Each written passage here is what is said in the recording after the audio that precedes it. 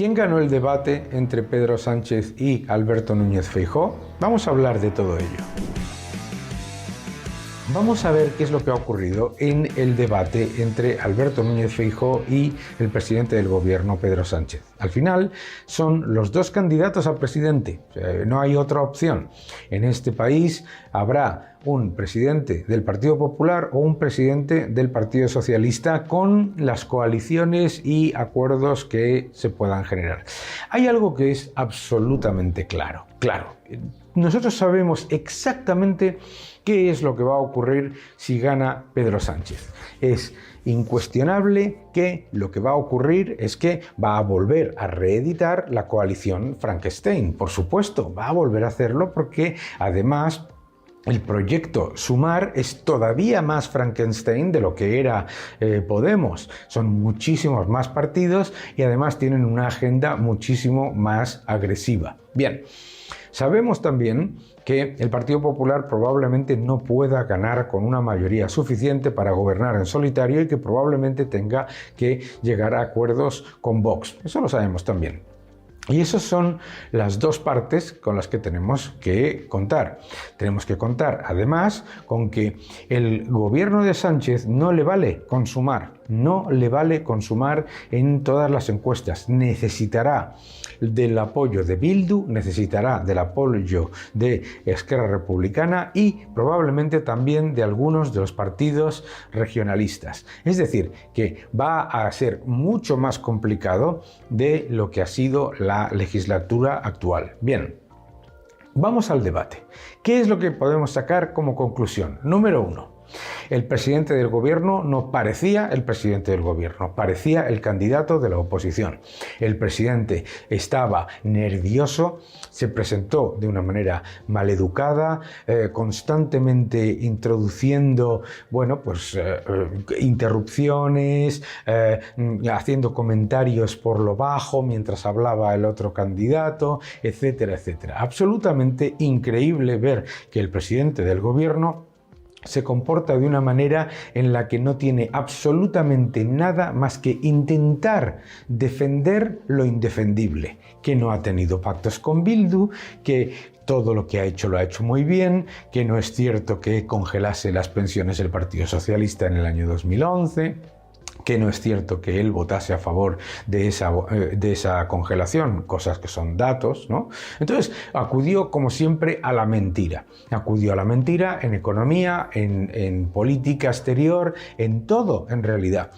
Y acudió a la mentira, ¿por qué? Porque, claro, diréis, ¿cuál es el objetivo de acudir a la mentira? El objetivo de acudir a la mentira es que sus socios y adláteres lo repitan literalmente como loros, aunque sea falso, que en la crisis de 2008 gobernaba el PP, aunque fuese evidencia empírica que gobernaba el PSOE, que los recortes los hizo Rajoy, cuando es evidencia empírica que los mayores recortes de la historia los llevó a cabo Zapatero y el señor Sánchez los votó como diputado, etcétera. Pero además, en economía, vive en esa especie de propaganda casi yo diría que norcoreana en la que nos cuenta una realidad que no se la cree nadie, desde luego no se la cree ni él, para empezar, ¿no? Diciendo que España es el país que más crece de la Unión Europea, pero si es que es empíricamente falso, si es que hay más de 6 países que crecen mucho más en el año 2023, pero ojo, es que España es el país que más tarde ha recuperado el Producto Interior Bruto del año 2019, es decir, que vamos a la cola de Europa en recuperación, y él lo que quiere hacer es que siempre te olvides del año 2020. El año 2020 no existió. Los estados de alarma anticonstitucionales no existieron. La utilización del Real Decreto durante los estados de alarma para imponer leyes desde educación hasta los nombramientos en la Fiscalía, en muchos de los organismos independientes y los organismos reguladores, todo eso te tienes que olvidar. Olvídate del año 2020 y créete que eso le ha pasado a todo el mundo, que es una falsedad, absoluta, ¿no? Entonces, lo que hace a partir de ahí es empezar a contar una especie de cuento sobre la economía española que no se lo cree nadie, porque es la economía con la mayor tasa de paro de toda la OCDE, Y además, ese récord de empleo del que habla es falso, porque lo que está diciendo es que ha bajado el paro y que se ha creado empleo. Hombre, solo faltaba, con el mayor estímulo fiscal, monetario y los fondos europeos de la historia, ¿no? Pero es que en cualquier caso, ojo, esa creación de empleo, si nos vamos a su propia hemeroteca, resulta que él y sus ministros, muchos de ellos, decían que no se crea empleo, se trocea. ¿Por qué? Porque las horas trabajadas eran menores en el año 2017 al año 2016, ¿verdad? Bien, pues resulta que las horas trabajadas están muy por debajo del año 2019 y del 2008, por lo tanto no hay ningún récord de empleo. Además de que de la creación de empleo, más del 55% es empleo público pagado con deuda. El aumento de empleo público es 7 veces superior al de empleo privado en esta legislatura. Ojo, y todo eso pagado con deuda. Y no son parasanitarios, porque la inmensa mayoría son personas que se les han puesto puestos de trabajo en lo que se llaman otros. Ojo, mucho cuidado con esto. Por lo tanto, ni hay récord de empleo, ni España está creciendo más que la Unión Europea, etcétera, porque no está creciendo, está rebotando y está todavía, ha cerrado el primer semestre, es el último en recuperar el PIB del año 2019, después del mayor aumento de deuda y del uso del mayor déficit fiscal y estímulo monetario de la historia. Bien, miente con respecto a sus pactos con Bildu. Dice que él no ha tenido pactos con Bildu, que él no ha tenido nada más que cosas puntuales. En eso miente total y absolutamente, porque son muchos los acuerdos cerrados, no solamente para cuestiones de gobierno, sino muchos acuerdos cerrados para cuestiones de gobierno regional en Navarra. Ojo, es muy importante también tener en cuenta que el presidente del gobierno se dedica constantemente a intentar convencernos de que todos los problemas de España ocurrieron entre el año 2011 y el año 2018 sin caer ni un solo segundo en el absoluto desastre con el que dejaron a la economía española en el año 2011 el Partido Socialista. ¿Cuál es el problema del debate? El problema del debate es que tanto el señor Feijóo como el señor Sánchez se dedicaron a intentar convencer a gente que ya está convencida. Es decir, muy poca gente que no tuviese su voto decidido cuando se puso a ver el debate cambió de opinión al final del debate. Esto es importante. Indecisos que hayan visto el debate y que después hayan cambiado o hayan decidido claramente qué votar, muy poca gente. Es muy difícil que haya habido un cambio significativo, porque fue un debate en el que hubo muy pocas propuestas. El presidente lanzó una propuesta sobre gratuidad, para lo de siempre, que da igual porque luego él, recordadlo, cambia de opinión. El problema de Feijóo es que en todo el debate intenta salirse de cualquier mensaje que sea medianamente liberal. Intenta en realidad presentar una visión tan socialdemócrata que chirría con la idea de derogar el sanchismo, perdonad.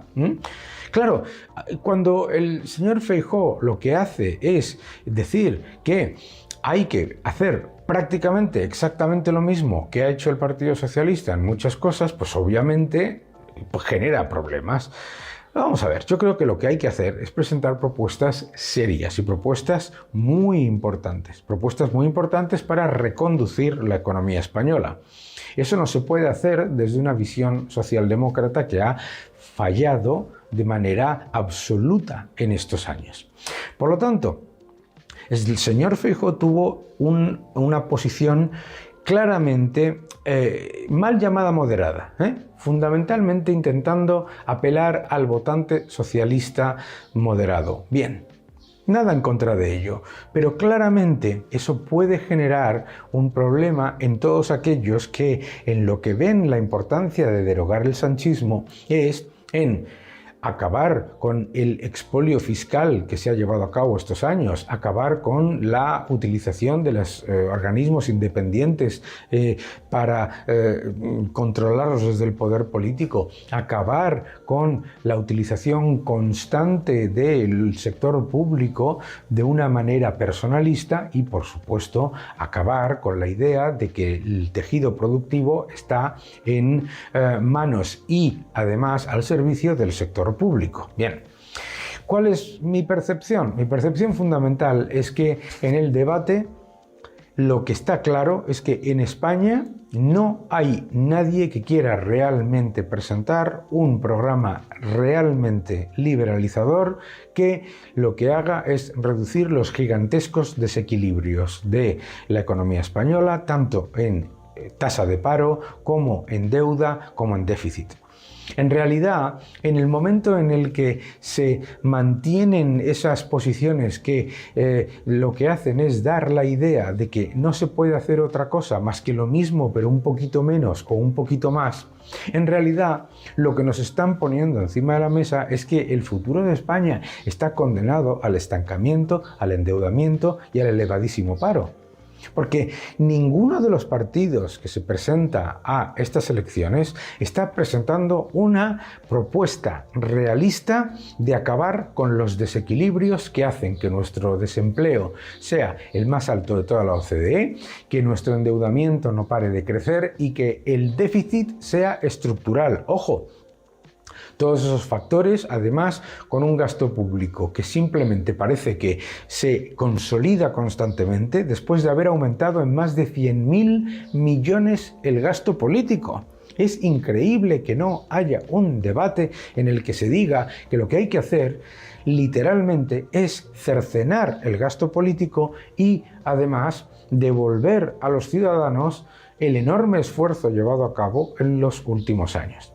El gran problema de este debate es que nos enfrentamos a una década muy complicada, que España lleva una década perdida ya con políticas socialdemócratas, que es que no nos damos cuenta, pero que España no para de perder puestos con respecto a nuestros socios de toda la Unión Europea y que tenemos que hacer algo más serio. Claramente, el señor Feijóo no puede hacer otra cosa que recordar que tiene primero que hacer un análisis de las cuentas públicas, pero hacer un análisis de las cuentas públicas, que es muy importante, no puede ser un subterfugio para volver a pasarle el coste de los desequilibrios a los contribuyentes.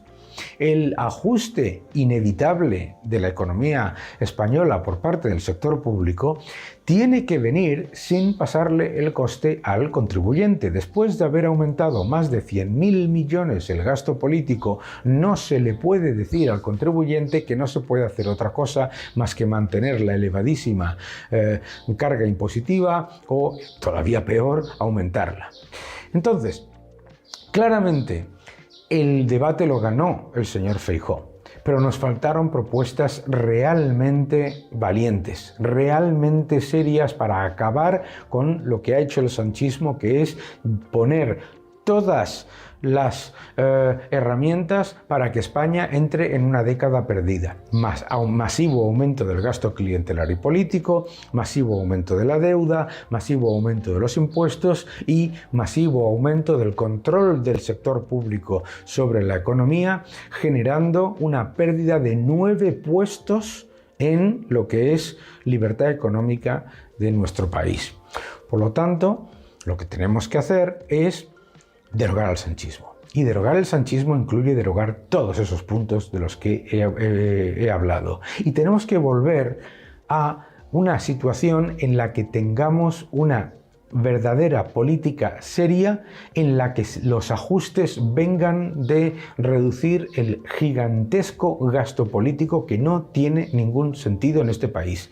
Que este es un país en el que nos faltan funcionarios de carrera y a la vez tenemos un coste de salarios públicos más elevado que los países líderes de nuestro entorno. Es un país en el que nos falta tejido empresarial y se sigue atacando a las empresas. Es un país en el que tenemos empresas muy pequeñas y se sigue hablando constantemente de las grandes empresas como si fuesen muchas o como si fuesen la panacea.